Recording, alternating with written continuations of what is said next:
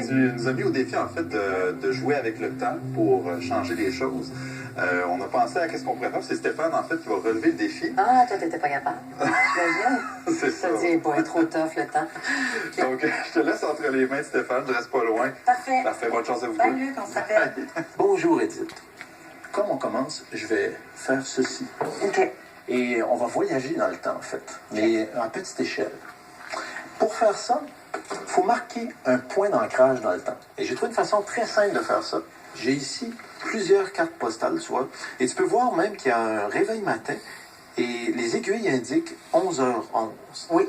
Alors, pour marquer ce point d'ancrage-là, tout ce que tu vas devoir faire, c'est simple. Je vais te demander d'écrire ton prénom sur la carte postale. N'importe où? Juste ici, en gros, qu'on le voit bien. OK. Je prends un crayon argent pour qu'on voit bien. OK. Comme ça, à chaque fois que tu vas voir ton nom sur la photographie et que tu vas voir cette photo-là, ça va te rappeler le moment présent. Bien que ce moment-là, dans quelques instants, va déjà faire partie du passé. Alors, je vais laisser la photographie juste ici. Et je vais débarrasser de ça. Maintenant, on a besoin du jeu de cartes. Un beau paquet neuf. Ah oui, je veux absolument qu'il soit neuf. Tu vas comprendre pourquoi. Pas des vieilles cartes. Non. Et je ne sais pas si tu as déjà remarqué, lorsqu'on ouvre un paquet, mais les cartes sont dans un ordre précis. C'est qu'elles sont classées de l'as jusqu'au roi. Ouais. Et là, on va changer cet ordre-là. Mais c'est pas moi qui va faire ça. C'est toi qui vas les mélanger pour moi. Tu peux les mélanger vraiment comme il faut, le plus que tu peux. OK. Faut pas te gêner. Mieux qu'ils sont mélangés, mieux ça va être. Mieux ça va marcher. C'est sûr que Voilà. ça va là. Parfait. Toi non plus, d'ailleurs. Non. OK. OK, attention, puis j'ai une carte. OK, merci. Alors là, ce que je vais faire, je vais juste étaler les cartes. Et je vais te demander de pousser une carte vers moi, mais sans la regarder. OK. Cette carte-là va être comme... Ah, celle-là ici. Tu n'as aucune idée de quelle carte il s'agit. C'est très important pour la suite du numéro. OK. L'avenir, c'est inconnu. Donc, cette carte-là va représenter l'avenir. Pour ça, je vais la placer même dans mon portefeuille. En fait, je vais la placer dans une enveloppe qui est dans mon portefeuille. Je vais te montrer l'enveloppe ici.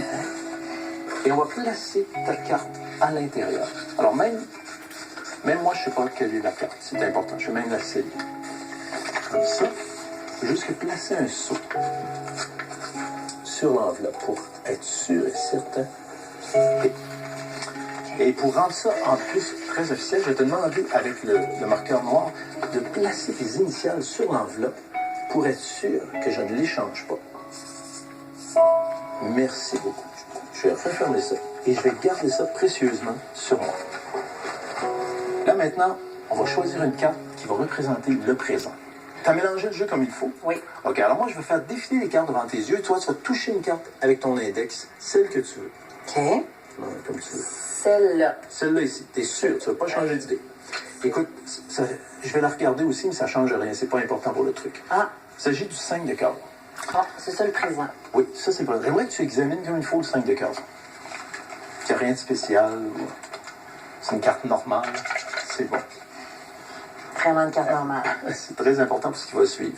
OK. Là, je ne vais pas te demander de signer ton nom sur le dos. Je vais te demander de signer ton nom sur la face de la carte. Je vais te donner le marqueur ici. Mon nom ou mes initiales? Ton nom au complet. J'ai jamais écrit mon nom pareil les 3 fois. Je sais pas si t'as remarqué. C'est bon, c'est tant mieux. Hey, je vais tellement Ça rend ça l'avoir. unique. C'est bon. Je vais placer le 5 ici, et face vers le bas sur la table, et je vais utiliser le sablier pour voyager dans le temps.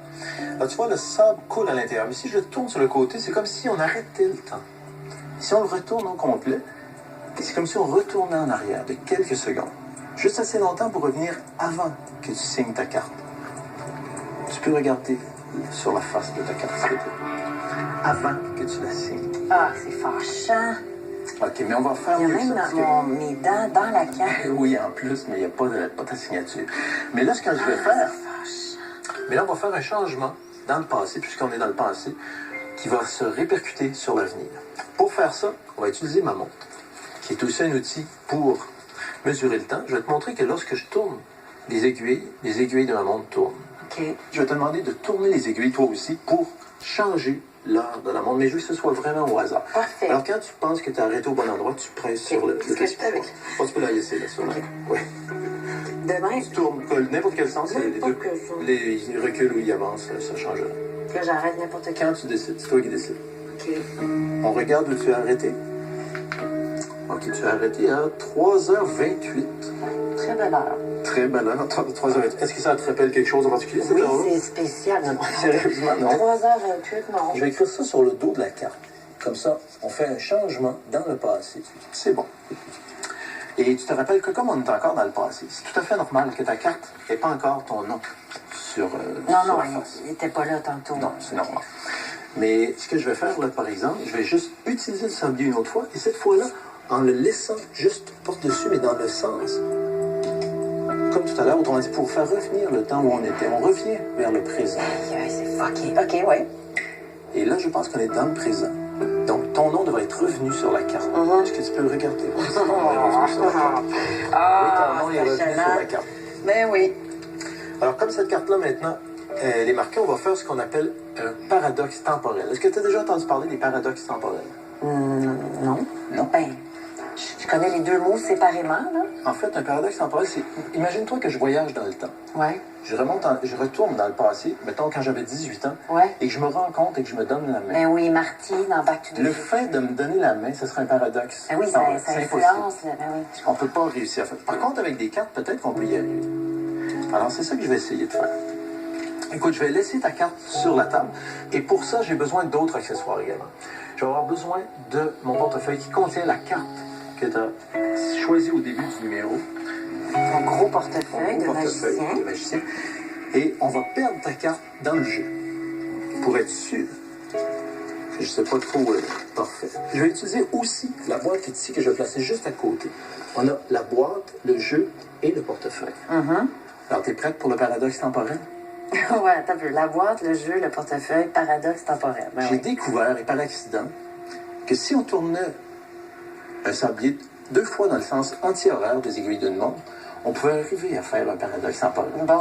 Si je place ça ici comme ça, j'ai juste à le retourner une fois, touche le jeu, et on touche aussi le portefeuille. Tu pensais jamais que ça allait être si facile que ça de oui. faire un paradoxe temporel, hein? Prends la boîte dans tes mains, essaie de placer le jeu à l'intérieur, tu vas voir quelque chose de bizarre. Ah, bon, il est refermé.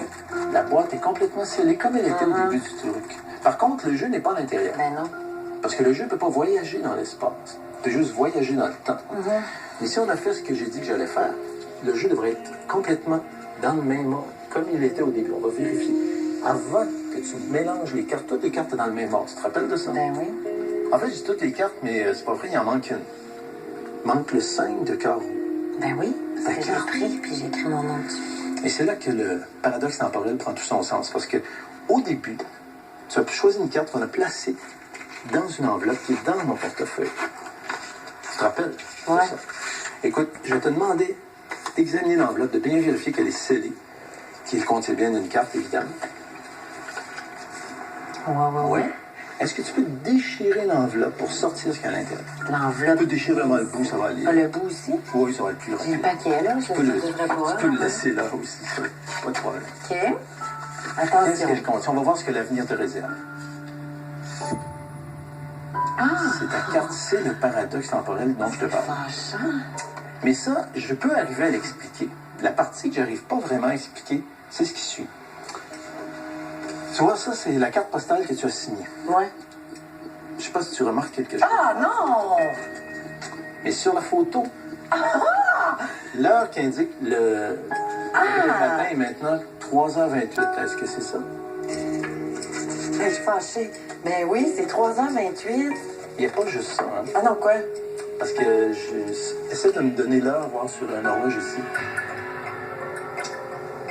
Est-ce que tu peux me donner l'heure? Oh non. Ah non! Voyons. Écoute, Edith, je pense que tu vas être d'accord avec moi que le temps, ce n'est qu'une illusion. Ouais. C'est bon, en tabarouette. Edith, est-ce que ça répond au défi que tu nous avais lancé? Ben oui, vraiment. Je pense que c'est une mission accomplie, Stéphane. Tant mieux. Là, allez-vous me le dire, c'est quoi ça? Fait que comment tu vis ça, toi, les paradoxes temporels? Moi,